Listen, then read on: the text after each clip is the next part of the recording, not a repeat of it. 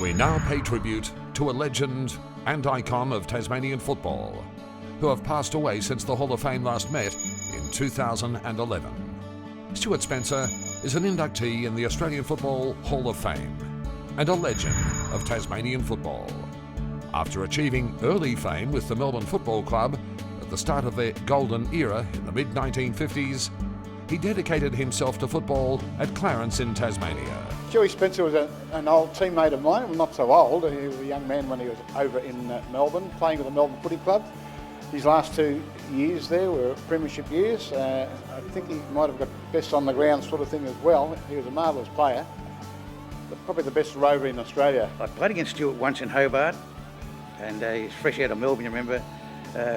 He was an ideal rover for North Hobart. North Hobart, you come out, flat out with a rover and put it into the square. Stuart Spencer could lob it in the square. He was a very powerful left foot kick. And he was so exciting because he could read the play and he was so quick.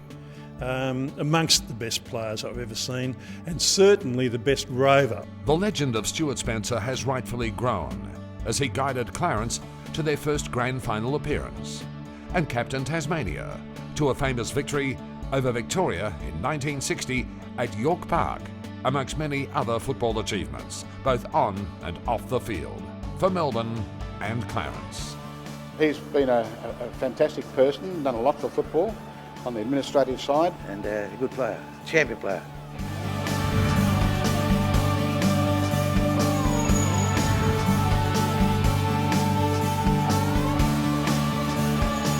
Terry Cashin is rightly listed amongst the icons of Tasmanian football, and was arguably the greatest rover from Tasmania and considered the best player in Australia after the 1950 Australian National Carnival.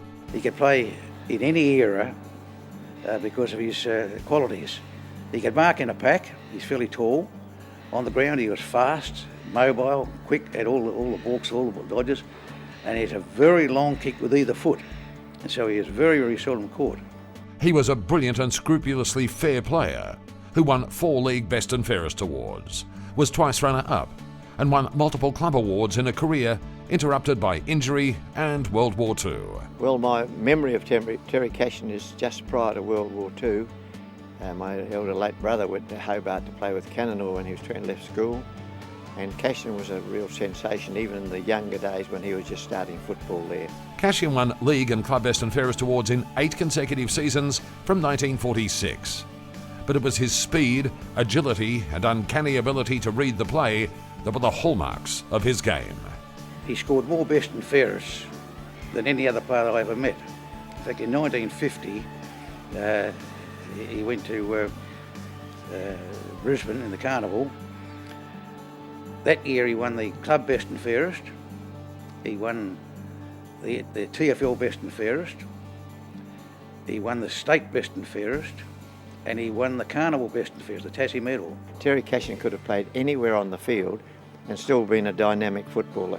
He could kick either side of his body. He was just as accurate with his passing. He was a team man in as much that instead of waiting for somebody to get the ball for him and to pass him out, he went and got it himself. He was a tough competitor, but a club team man through and through.